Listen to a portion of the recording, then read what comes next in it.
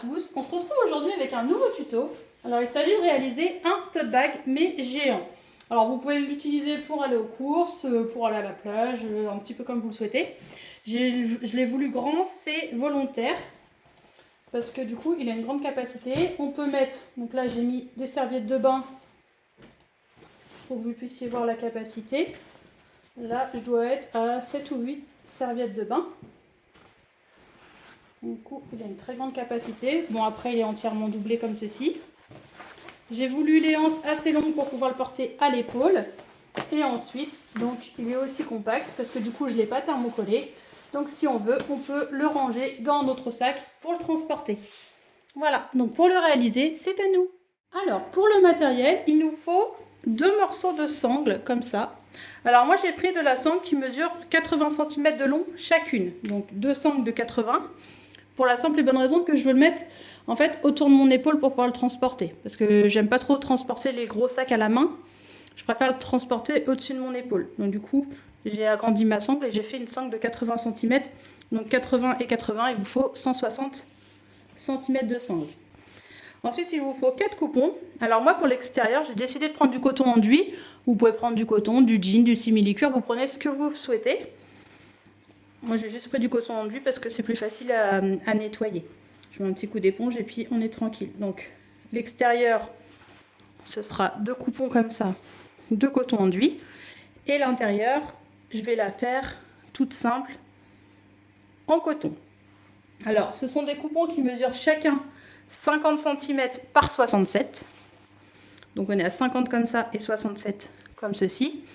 Et sur chaque coupon, donc en bas, je vais venir faire des petits carrés comme ça, de 9 cm sur 9 cm. Donc ça, je le fais sur les 4 coupons. Alors, ce que j'ai décidé sur ce tuto-là, c'est de ne pas mettre de thermocollant. Parce que pour la simple et bonne raison que vu que ça va être un sac cabas, je peux le plier et le ranger dans un autre sac, éventuellement. Donc du coup, c'est plus pratique s'il n'est pas thermocollé. Donc là, je vais commencer par faire les carrés de 9 par 9 de chaque côté. Voilà, donc du coup, on se retrouve avec 4 coupons comme ça. Donc, je vais commencer par prendre, par exemple, mon tissu extérieur. Ce coupon-là, par exemple. Hop, alors, je vais en prendre un seul. Il va falloir faire la même chose pour les deux. C'est-à-dire que l'on le plie en deux, comme ceci. Et on va venir marquer notre milieu. Donc, pour marquer le milieu, c'est simple. On fait une petite encoche, comme ça. Voilà, donc on a le milieu qui est marqué. Et on va venir donc fixer nos sangles. Alors je prends une sangle et je vais venir les positionner comme ça. Alors, moi je vais la positionner, allez, à 9 cm. D'ici à là, je suis à 9. Je vais faire la même chose là. D'ici, du milieu à l'extrémité, je suis à 9. Et là, je vais venir faire aller-retour des petites coutures ici et ici. Alors, on ne coupe pas à 1 cm du bord, on va coudre au plus près. C'est juste une couture de maintien. Donc, je fais ça pour ce coupon-là et je fais ça pour le deuxième coupon. Quand on a cousu ici et là, donc j'ai fait la même chose sur le deuxième coupon, on va venir les positionner endroit contre endroit. Donc, on les aligne bien, comme ça. Et là, on va venir faire une couture à 1 cm du bord ici. À 1 cm du bord, donc on aligne bien, n'hésitez pas à mettre des petites pinces ou des épingles. Ici également. Et 1 cm du bord ici. Donc là, là et là. On va ensuite venir rabattre donc les 2 angles qui sont là. On en prend un. Ce que je fais, c'est que j'écarte mes coutures, toujours. On écarte les coutures là. On écarte les coutures en face également. Et on vient ouvrir de façon à aligner les coutures contre coutures. Faire un bel angle. Et là, on va venir coudre à 1 cm du bord. On fait ça ici. Et on fait la même chose à ce niveau. C'est-à-dire que hop, j'aligne bien couture contre couture. je les écarte et là, je viens coudre 1 cm du bord. Voilà, donc, j'ai fait mes coins. Maintenant, ce que je fais, c'est que je viens retourner juste pour voir si tout s'est bien passé. On vérifie bien nos coutures, comme ça. Et là, on va mettre cette partie-là de côté. Donc, cette partie de sac, on va la mettre de côté. Maintenant, on va travailler la doublure. La doublure, c'est exactement la même méthode, c'est-à-dire qu'on va venir positionner nos deux tissus endroit contre endroit. Mais cette fois-ci, au lieu de faire les 3 coutures, on fait une couture ici, une couture là, et là, on fait une couture, mais on laisse un espace, c'est-à-dire point d'arrêt, couture au point droit, point d'arrêt. On laisse laisser un assez grand espace, au moins 15 cm, pour pas être gêné quand vous allez retourner. Point d'arrêt, couture au point droit, point d'arrêt. Et ensuite, on va procéder à la même méthode que tout à l'heure, c'est-à-dire pour là, on prend notre coin, on l'aplatit comme ça, on aligne bien les coutures, on écarte bien les coutures qui sont ici et là, et on vient faire donc une couture à 1 cm du bord. Donc on fait ça de ce côté et on fait la même chose en face. Donc on écarte, on aligne couture contre couture, on les écarte devant et derrière, et là on vient coudre à 1 cm du bord également. Donc ça y est, on a fini toutes les coutures. Maintenant ce qu'il nous reste à faire, c'est prendre donc la partie extérieure et intérieure. Donc cette partie là, on la laisse endroit contre endroit, donc couture apparente. Le tissu extérieur, on le sort bien comme ceci, et là on va venir les mettre, celui-ci on vient le mettre à l'intérieur comme ça. Maintenant, ce qu'on n'a plus qu'à faire, c'est venir aligner les coutures. Donc ici on aligne bien, on ressort également les coutures. Hop. Vous pouvez mettre soit des pinces, soit des petites épingles. On va faire la même chose en face, couture contre couture. On écarte nos coutures, donc je vais le faire après, là je le fais rapidement pour vous montrer en épingle. La petite sangle, je la mets entre les deux, comme ça. Je la mets celle-ci entre les deux pour le moment. J'étire bien et j'aligne mes milieux. Et ensuite, hop, mon tissu va venir se poser tout seul. Donc là, j'étire bien, j'aligne. Celle-ci, je la rentre entre les deux. Comme tout à l'heure, j'étire et j'aligne. Je mets une pince.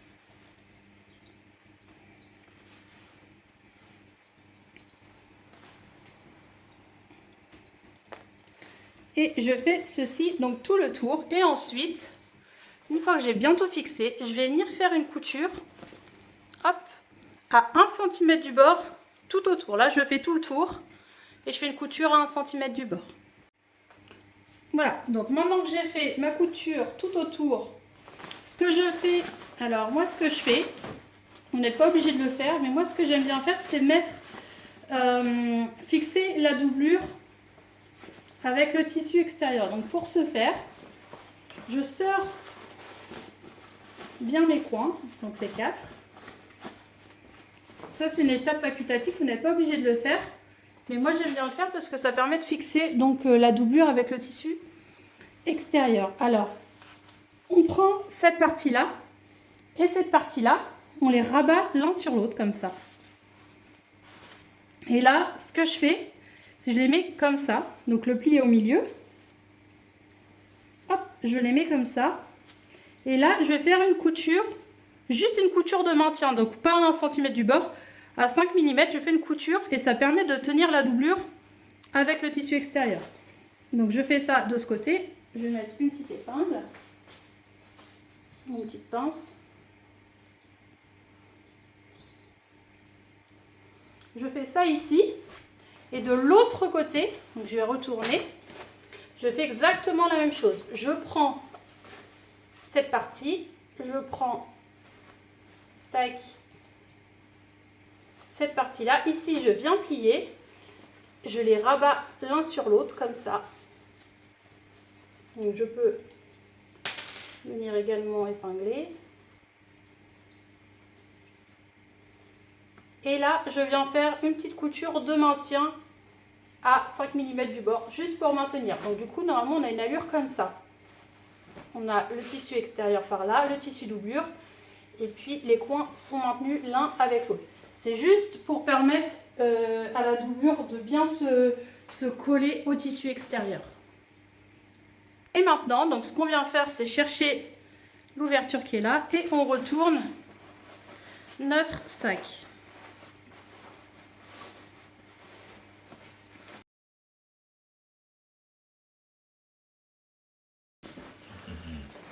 Donc comme vous le voyez, on a la doublure qui est accrochée vraiment au tissu extérieur. Donc là, elle risque pas de se faire la malle, c'est beaucoup mieux. Et maintenant, ce qu'il nous reste à faire, c'est venir donc reboucher notre ouverture qui est là et venir faire une couture. Donc on replie bien l'ensemble et on vient faire une couture au plus près du bord tout autour. On fait une belle surpiqûre tout autour pour bien maintenir les deux tissus ensemble. Alors ne prenez pas la sangle, on passe bien en dessous et on fait donc tout le tour. Et bien sûr, n'oubliez pas de reboucher cette ouverture qui est là. Et voilà, donc du coup, on se retrouve avec ce sac. Donc il a vraiment une grande capacité, comme vous pouvez le voir. Il est super grand, moi j'adore. Alors en termes de taille, on est à peu près 50 cm, même plus. En hauteur, on est dans les 37-38. Et du coup, en termes de capacité, moi j'ai mis des serviettes de bain. Donc on peut en mettre 1, 2, 3, 4, 5, 6, 7. Et moi j'avais encore un petit peu de place au-dessus. Donc si on veut mettre, je sais pas, des brosses, des machins, c'est surtout pour aller à la plage dans mon cas.